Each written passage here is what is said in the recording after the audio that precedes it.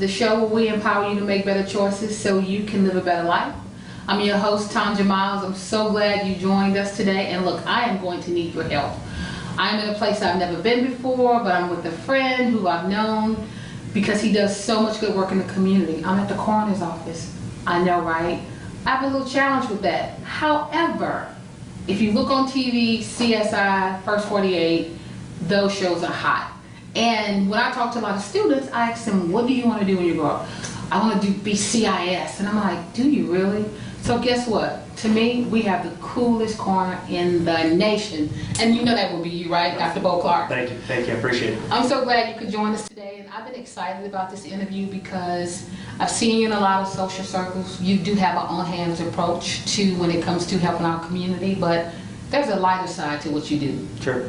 What is that? Well, a lot of people don't even know what the coroner does, and certainly, and you alluded to it, they watch shows on television and think, oh, well, the coroner deals with the deceased or dead people. But first, let me tell you a little bit story about the coroner, because it's a very interesting story.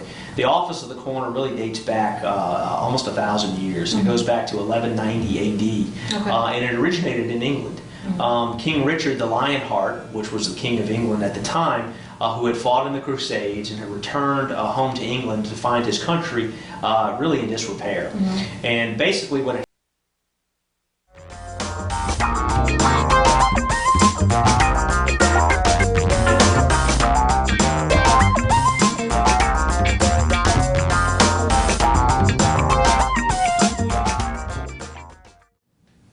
Welcome to Choices, the show where we empower you to make better choices so you can live a better life. I'm your host, Tonja Myles. I'm so glad you joined us today. And look, I am going to need your help. I'm in a place I've never been before, but I'm with a friend who I've known because he does so much good work in the community. I'm at the coroner's office. I know, right? I have a little challenge with that. However, if you look on TV, CSI, First 48, those shows are hot. And when I talk to a lot of students, I ask them, what do you want to do when you grow up? I want to be CIS. And I'm like, do you really?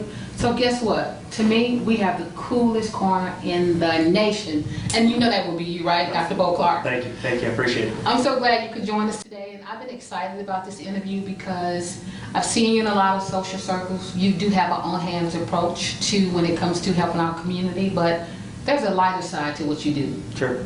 What is that? Well, a lot of people don't even know what the coroner does, and certainly, and you alluded to it, they watch shows on television and think, oh, well, the coroner deals with the deceased or dead people. But first, let me tell you a little bit story about the coroner, because it's a very interesting story. The office of the coroner really dates back almost 1,000 years. It goes back to 1190 AD, and it originated in England. King Richard the Lionheart, which was the king of England at the time, who had fought in the Crusades and had returned home to England to find his country really in disrepair. And basically what had happened was the Crusades cost a lot of money, so they were having to tax the citizens, and the tax collectors were the sheriffs. And believe it or not, even if you think about today's times, the tax collector is the sheriff. So the problem was the tax collector or the sheriff at the time, some of them were very good, some were kind of padding their own pockets, and they take a little bit of the money and put it in their own coffer and not into the coffer of the kingdom, which was going to take care of either the Crusades or the country itself. So the King Richard the Lionheart at the time realized he had a problem. And so he knew the next step was he needed to appoint a nobleman to his court, someone that he could actually send out to arrest the sheriff if in fact there was an issue with one of the tax collectors. And believe it or not, that still exists in Louisiana law today. I tell this story, and we fast forward to modern times. A lot of the legal system and a lot of the development of the state of Louisiana both have English and French influences. That's right. And so some of the laws that have now been on the books here in Louisiana are the result of some of these older times in Europe, and as they moved and migrated this into our current state. One being the power and the authority of the coroner to arrest. And so people think, well, that's kind of interesting. Well, a lot of people don't know the coroner is a peace officer. I'm no different than a sheriff when it comes to enforcing the law. Really? I am not primary law enforcement. Right. However, all the things I do in my jurisdictions are related to law enforcement. Right. So that's what kind of makes it unique, and people don't understand that side of the job. Now, you're probably asking yourself, well, how does that relate to arresting the sheriff. I was right? going to ask that question, but since you brought it up, you answered. Okay, so here's how it works. Which you would never do. Early 1900s. Well, only if I had to, right? But early 1900s. The governor at the time was a gentleman named Earl K. Long. And Earl K. Long was a very vivacious, very charismatic individual. However, Earl K. probably did suffer from bipolar disorder. Really wasn't diagnosed as such during the time, but he would have fits of mania and fits of depression. This was recognized obviously by his wife, Blanche, and one day Blanche had had enough and she was concerned about his safety as well as the safety of the people that were around the governor. So she went to make a visit to Dr. Chester Williams, who was the coroner of East Baton Rouge Parish. And she filled out what's called an order of protective custody on the governor himself. And this is what the coroner does to protect the community from folks who might be a danger to themselves. They might be gravely disabled, and they might be a danger to others. Okay, and this has to do with my mental health role. But in fact, it is a way that the coroner will arrest someone or bring them into protective custody. I got that. So he's eager to sign the paperwork because I think Chester Williams didn't really care much for the governor. Went over to the governor's mansion. He placed the governor in protective custody, in fact, arresting the governor. This is real stuff. Yeah, absolutely. This is Louisiana history. Brought the governor to Mandeville, which is the state mental health hospital. The governor thought he was going there because there was a crisis. He didn't really realize at the time that he was actually under protective custody. So the governor gets there. They put him in a patient gown and in a padded room, and then all of a sudden the governor realizes, uh-oh, I'm a patient. I'm not here to solve a problem. The problem happened to be me. However, Earl K. Long, the governor, was a very smart guy. He realized that the state facility in Mandeville was run by the state of Louisiana. Therefore, the director of the facility was an employee of the state of Louisiana. Therefore, he kind of worked for the governor. So the governor was real quick to fire him, replace him with another director of the facility who was friendly to Earl K. Long, and thus they released Earl K. Long from his protective custody. So that's just one example of how how the power of arrest deals with the coroner in its capacity. You know, whether it be the governor or whether it's just a normal citizen in our community that needs help. So tell me, what is your take on all the hype and the TV shows that has to deal with what you deal with every day, and they make it look super cool, super great, and super fantastic and interesting? Well, what you have to do is you have to take it in perspective, right? Certainly the science and the medicine that we utilize to determine why someone dies or how they die exists. However, we don't solve these things at commercial break. Oh, really? They may take a few days. The tests take longer than you would see on TV. So, and of course, not every case is as exciting as the ones they pick out to show on the show. Of course, they want the show to be exciting, so you watch it. But at the same time, what's interesting about what we do is we use a lot of that same technology. That's what I was about to ask you. Do you have some of the stuff they have is so intense and just so high tech? Sure. Do you have that Well, stuff? absolutely. You know, we will draw blood or urine specimens from a deceased person and run an advanced toxicological screen on it to tell what kind of substances were in their body. Anything from substances of use like heroin or cocaine, right down to if they had coffee, caffeine that morning. So we can tell all that stuff at their time of death. So we talk about making the show a little lighter at first because we're going to have to talk about the issue of death. But what are some of the other things that you do when it comes to just everyday life as a coroner? Well, believe it or not, we have 3 jurisdictions. One obviously is the one we're most known for, which is the death jurisdiction. But we're also responsible for the involuntary committal of the mentally ill, and that is actually our busiest jurisdiction. Just to give you some roundabout figures, we do about 3,000 death investigations a year. We do 6,000 mental health investigations a year. And then our last jurisdiction is one that most people don't even know about, but we're responsible for collecting evidence when someone's been sexually assaulted.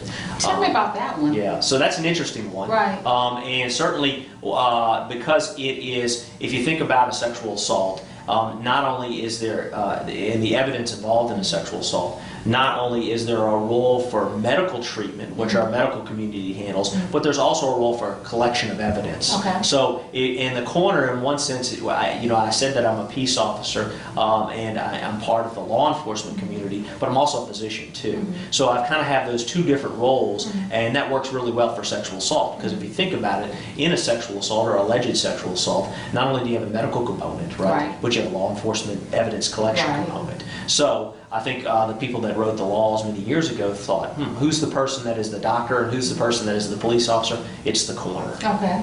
So when someone is sexually assaulted, do they call you on the scene, or are you there at? Typically, the response is to the hospital. Okay.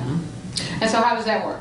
Well, in our parish right now, we have what's called a designation program set up. So, for example, if a child is sexually assaulted in our community, I have designated Our Lady Pediatric Hospital emergency room to be the person who collects that evidence. So we have specialists over there that know how to do that and do that accordingly. Okay. So what we found is that most people, when they have that kind of experience, are going to present to most of the time present someplace medically, right? And in today's society, that's the emergency room. So it could be any emergency room in our community, but we just try to manage it as it happens. And what about the second component of what you do? As far as the mental health, yeah. So mental health, which is our largest jurisdiction, involves the involuntary committal of the mentally ill. And the coroner has two roles in that. First is the order of protective custody. Go back to my Earl K. Long story. And that has to do simply with if someone is a danger to themselves or a danger to others, whoever is a witness to that behavior, okay, it could be a family member, it could be a neighbor, they can come in and do a sworn affidavit here in my office, and that sworn affidavit gives me the authority to pick that person up and bring them into a medical personnel for evaluation. Now, it's important to remember when you talk about an order of protective custody, it is not the coroner's words. It is the words of the affiant, the person who's there, right? The person who witnessed the behavior. The patient isn't in front of me when we do this, right? The patient is in our community, and there's a concern for danger. Then we bring that person typically to an emergency room is the most common place, but to a treatment facility where they're evaluated by a doctor, licensed physician, or could be evaluated by a psychologist or psychiatrist, and they're determined whether the OPC is valid or not, essentially based on those circumstances. Usually it is, because people, it's a sworn affidavit, they're going to come in and try to tell the truth. However, if it isn't, then it's a felony against the person who filed the affidavit. Okay. However, when they get in front of the doctor then can choose to continue the confinement involuntarily, which is called a physician's emergency certificate, or a PEC.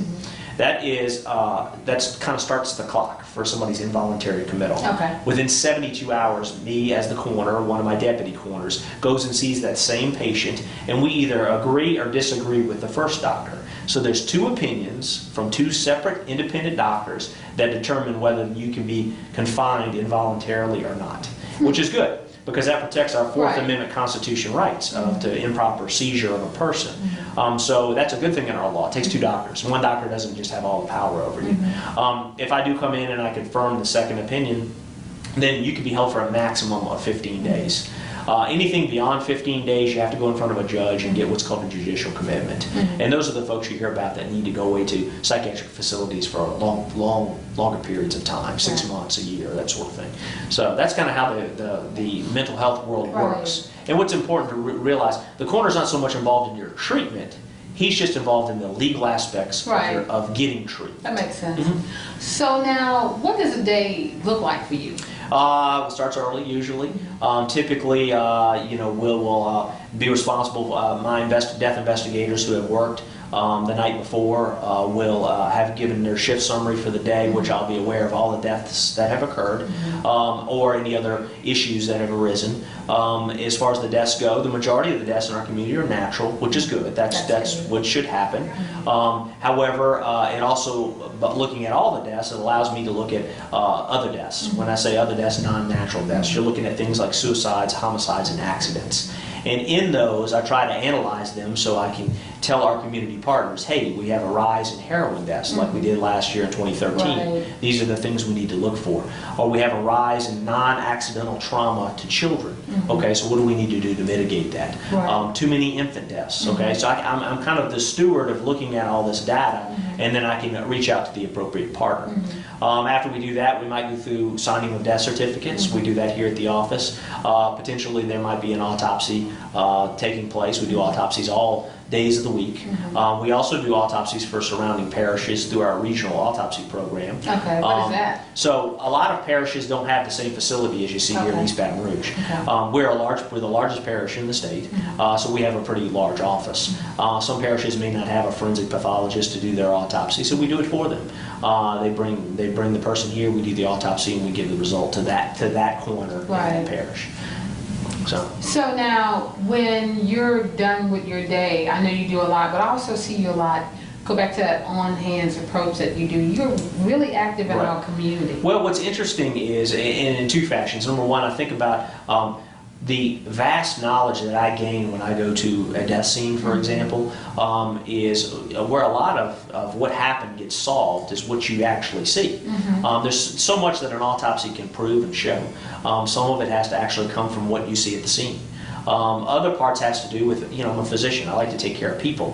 And even though someone's died, and I certainly cannot bring them back, they have a family there, okay? And a family who might need answers, a family who might just need a pat on the shoulder, a hug, or something. And certainly let them know that their coroner is here for them. And if they don't need me right now, if they need me in a few days, I'm accessible to them. So that we can try to help as many people as possible. Also, I'm quite involved in the mental health side, the CEC side. We round every other day through the community and all the mental health facilities, making sure that the people that are there stay there, get the help they need, so they can then come out and be productive members of our society, and hopefully no longer a danger to themselves or a danger to other people. And then, of course, working with our sexual assault partners and trying to solve those crimes and get bad people off the street. So it's really an overall protective measure. So, and let me briefly just go back to my story of King Richard, because they had a nickname for the coroner back then in 1190. They called him the Keeper of the Crown. And which Keeper of the Crown? Of the crown, yes, the crown, like the crown jewels. And actually that was part of his role. Because England had fallen into some poverty states, they'd fallen into this poverty state, and they were very concerned, the king was, that people would steal the crown jewels. So that same person that he needed to have the authority to go arrest the sheriff, he said, what I also want you to do is you're going to be that honest guy that protects the crown jewels. So crowner or coroner, that's where the word comes from. That is so cool. But as you were saying that, I'm thinking the keeper of the crown jewels, what is to us is precious life is. Exactly.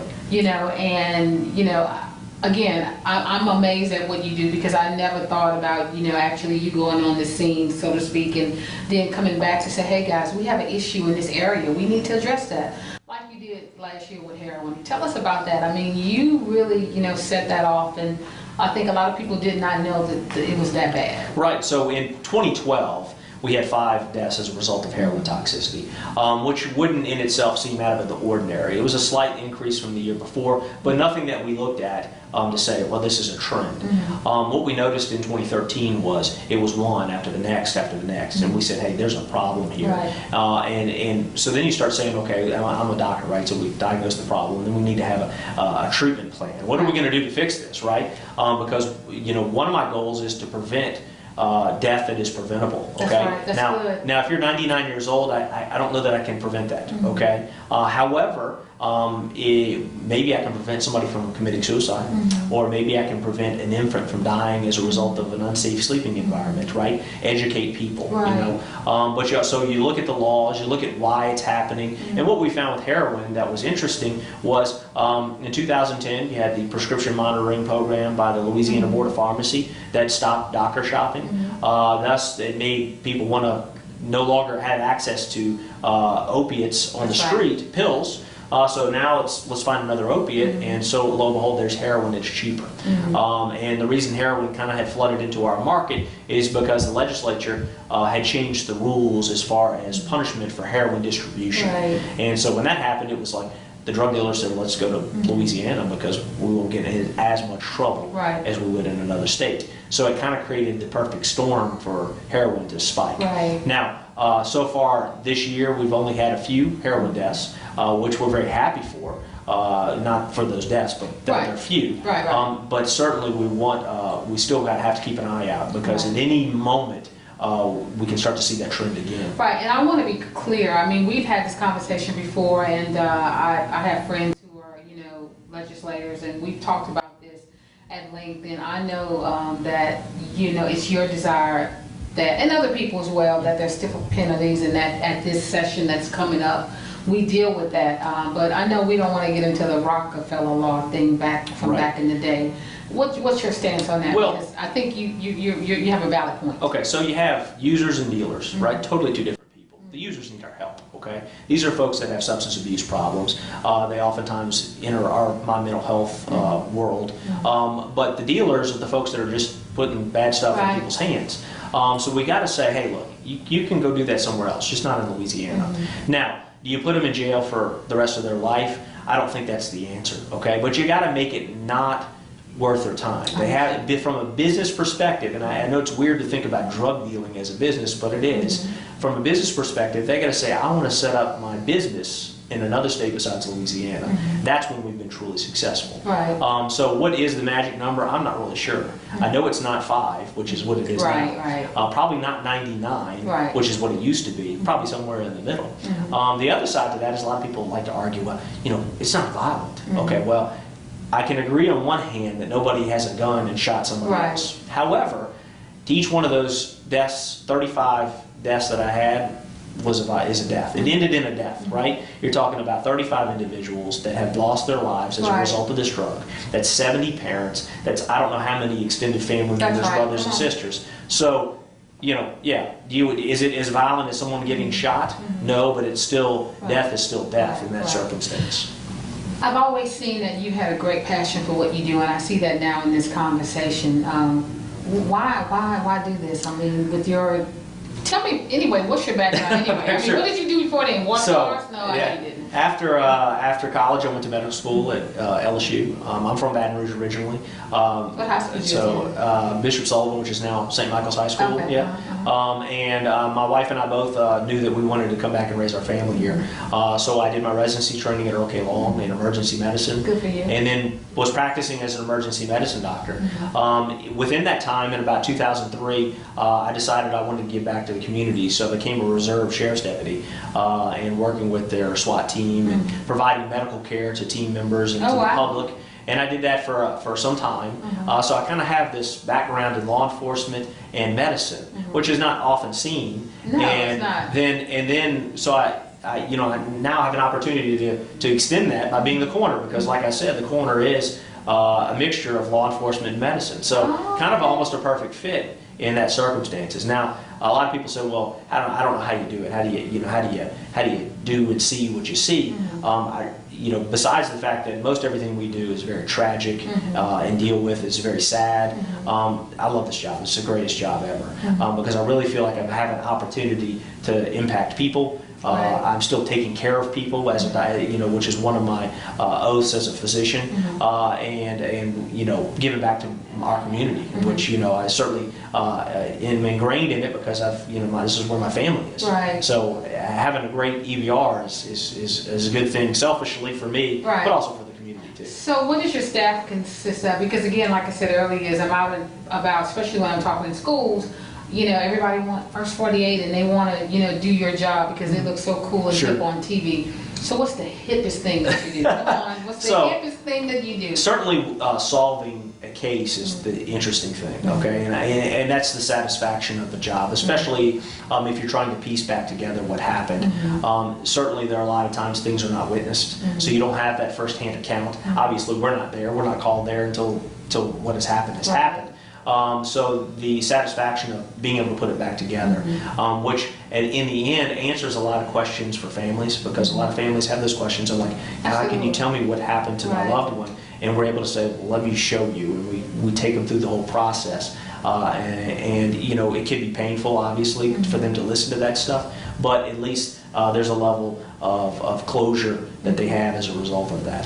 So what does your staff look like? I mean, if someone's out there and they're really interested in, doing what you do or being a part of your team, what does your team consist of? Well, so obviously, me as the coroner, I have deputy coroners, and Louisiana law says that if you're going to be a deputy coroner, you have to have the same qualifications as the coroner. So all my deputies are doctors. Oh, cool. Now, they're doctors of different types, okay? So some may be forensic pathologists that do pathology work, some would work in the mental health field, so forth and so on. Outside of that, we have death investigators or scene investigators. That's more along the lines of what you see on the shows on TV. Oh, it is. Okay. Those are the guys that are out in the field, the guys and gals that are out in the field, and they're doing the scene investigation and dealing with the deceased person and their family. So is your staff as cool as those on TV? Come on, tell us. Probably so, yeah, absolutely. I thought so. I think they would be. However, the one thing I know that's different between my staff and them is my guys are all board certified to be medical legal death investigators. Oh, okay. They've actually gone to school to do what they do. It's a school offered through St. Louis School of Medicine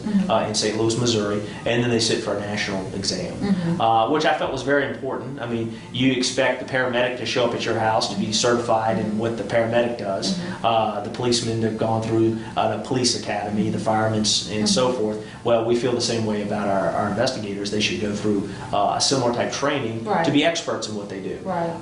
And so you have those folks. Of course, then we have the administrative staff, the pathology staff, the folks that are specifically in charge with helping with the autopsy, and soon the sexual assault staff, hopefully. Wow. I mean, your day is crammed. I mean, again, like I said, I look around the room and I see all the, the great things that you have done. And again, I see you out a lot. And you said something that was so powerful is that, you like your job, number one, because you have a passion to help people and serve community, but also to inform the community on, the things that we should know about. And what are some of those things that you think right now that is relevant that we should know about, that we should be concerned, and also that we should be wanting to get more involved to maybe help solve? Sure. Well, I think, as far as my goals for 2014 in the community, certainly I still want to push for safe sleeping for infants, okay? Work well with some of the partners in our community, especially the hospitals that deliver the babies. And we talk to the first-time parents or maybe even second-time parents and say, look, you don't go home with a manual, you just go home with a baby, right? But we want to arm you with as much information as we can, because I don't ever want to meet those people again. The next time I don't ever want to see their baby. Right. And I don't mean that to sound harsh, because I don't like babies. Yeah. I just don't want to go to an infant death. Right. I really don't. Especially if it's something that's preventable. And safe sleeping is one of those. When I say that, that means either not sleeping with your child in the bed with you, or not putting the child in a crib or an environment that's not safe for the child to be in. Another thing, obviously, is looking at accidental overdoses. And, certainly heroin was a big topic and still continues to be a big topic. However, there are other accidental overdoses that occur. And the overdose thing kind of melds into the mental health thing. If somebody feels like they have a problem or they know somebody that has a problem, let's get them help. That's about those users, right? People that have substance abuse problems, they need our help. Let's get them help, okay? So that's kind of twofold when you talk about mental health. And the other thing is going to working with our sexual assault partners and the ability to create a sexual assault program in the parish that just will make sure there's consistency and effectiveness in the collection of evidence and then in the testimony. So if there's somebody out there that's committing a crime, I as a coroner want to be involved in making sure that person no longer does that to people and justice is served. Now, is that something that's about to happen this year? I know you talked about it, and is that something that we can look forward to seeing, Hopefully so. And obviously, all these programs that we have require funding, and I work with our partners at the city council and the mayor's office and so forth, because they are outside of the revenue that we can generate as an office based on law. They're the parishes who pays for the services here. So we want to ensure that we are good stewards of that dollar, but we also want to show how it can be used very effectively, especially to take care of our community. So, at the end of the day, you say, well, you're the keeper of the crown, right? And I said that already, and people go, well, there's no king and there's no crown. Well, actually, there is. There is a crown to our community, and it is our community. That's the crown, right? The coroner is responsible for taking care of the folks that have died, are deceased, as well as their family. responsible for the mentally ill, okay, as well as their families, Right. and the sexual assault component as well. So we have a crown out there. Our crown is about 500,000 strong in East Baton Rouge Parish, Yes. and every one of them needs our help. That's right. In one form or fashion. That's right. And we want to be available when that happens. So I still consider myself the keeper of the crown. Look, thank you so much, and please come back anytime if there's anything that you have to share. I know you do all the time with our community, but we would love to have you again because truly what you do is fascinating, and I'm grateful that you're in this position. Thank you. Thank you for having me. Thank Appreciate you so it. much. We'll see you next time on Choices.